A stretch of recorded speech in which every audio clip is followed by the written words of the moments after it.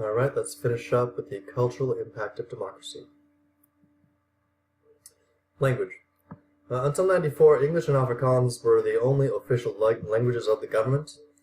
However, indigenous languages were spoken by 75% of the population. They just weren't recognized.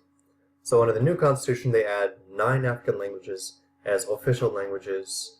So they have a total of 11 official languages in the country.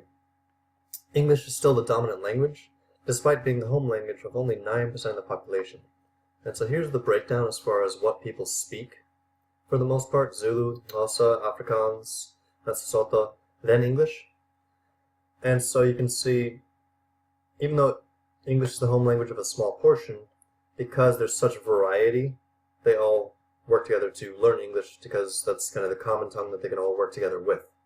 And so it's kind of agreed upon that they may speak their native language, but when it comes to business and everything else, this is the language that they're all going to learn and work on together. And internationally, it's also the language of business for now. Before 94, go back.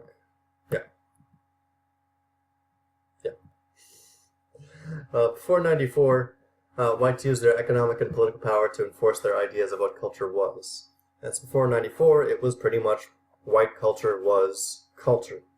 And so when it comes to art, they only went for European forms of art. So that means only listening to classical music, fine arts like painting, ballet, opera, only the fancy European stuff. And government funding was there to support the arts for a white audience. African culture really wasn't embraced, even though they're in Africa, and it was seen as primitive and inferior, and so all arts was pretty much focused on European forms. After 94, government funding for the arts was directed at neglected forms of art and more African forms of art. Some European forms of art did suffer, except for opera, strangely enough, where there were already classically trained black singers, and they've done very well, and continue to do very well. Here she is, don't know her name, but she's one of the most famous ones. Public art starts to include more vibrant colors and themes of African traditions. Theater and music served as protests during the apartheid era, and foreign funding really ended for a lot of this stuff, and liberation themes and protests ended. So the theater does take a hit because they don't really have much to protest anymore, and foreign money to help protest is drying up. They do get their own form of pop music, and so they have their own little South African pop, or Kwaito, in the Johannesburg townships, but it is apolitical, so a lot of their music and theater used to be about protest, but they don't have as much to protest anymore. Media freedom of expression. The South African Broadcasting Corporation was a supporter of the apartheid government, so they backed them up and were kind of the mouthpiece where they would spout out whatever the government wanted them to say. After 94, it's going to be relaunched and changed as a public service broadcaster independent from the government, and is going to focus on promoting diversity. They add more channels to include different African languages. However, it was criticized by the ANC when the South African Broadcast Company started to report unfavorable news. So when they started to report about corruption in the ANC started to threaten them. Here is the ANC threatening anytime they found real news. And so they back off and stop reporting the facts, and they really lose credibility when they stop investigating corruption within their government because the government gets mad at them for finding the facts. Plus, they also were suffering because they just didn't keep up with the new technology when it comes to changes in cable and satellite.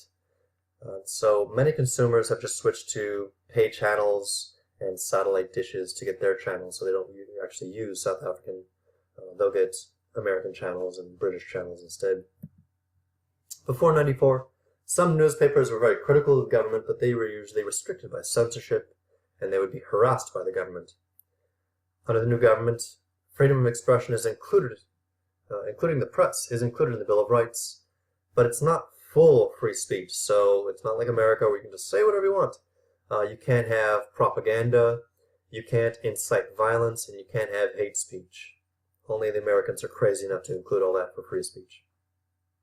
So there are limits as far as what you can say. You can't encourage people to go out and do horrible things. As of 2000, Promotion of Access to Information Act, This gives all people the right to information held by the government, and America has the similar thing with the Freedom of Information Act.